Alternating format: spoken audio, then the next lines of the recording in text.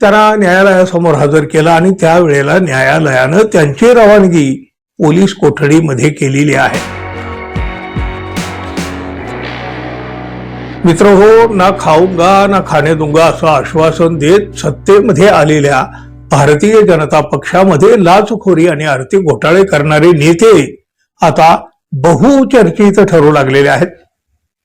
कर्नाटकमधील भारतीय जनता पक्षाचे आमदार चंदू लामानी यांना 5 लाखाची लाच घेताना लोकायुक्त पोलिसांनी रंगेहात पकडलं.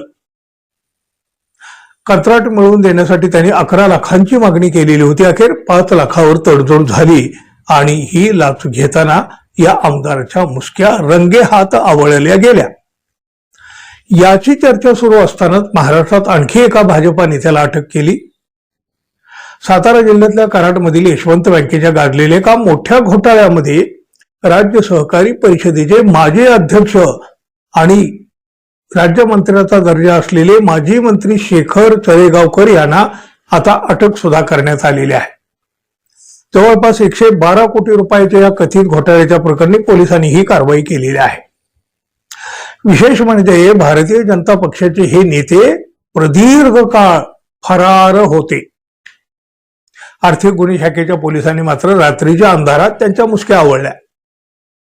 त्यांना न्यायालयासमोर हजर केलं आणि त्यावेळेला न्यायालयानं त्यांची रवानगी पोलीस कोठडीमध्ये केलेली आहे. आर्थिक गैरव्यवहार आणि निधी अपहाराच्या प्रकरणाचा तपास पोलीस करीत होते. प्राथमिक चौकशीनंतर पुराव्याच्या आधारे पोलिसांनी ही कारवाई केल्याचं सांगण्यात आलेलं आहे. याच प्रकरणामध्ये चरेगाव यांचा दत्तक भाऊ विठ्ठल कुलकर्णी याला याआधीच अटक करण्यात आलेली आहे. कराड शहर पोलीस ठाण्यामध्ये गेल्या वर्षी म्हणजे 12 ऑक्टोबर 2025 रोजी यशवंत कोऑपरेटिव्ह बँकेच्या सर्व संचालक मंडळ, 5 वरिष्ठ अधिकारी आणि या चरेगावकर यांच्या नातेवाईकासह एकूण जवळपास 50 जणांच्या विरोधामध्ये गुन्हा दाखल करण्यात आलेला आहे. विशेष म्हणजे भाजपच्या या माजी मंत्र्यांच्या विरोधामध्ये भाजपच्याच खासदारांनी आक्रमक अशी भूमिका घेतलेली होती.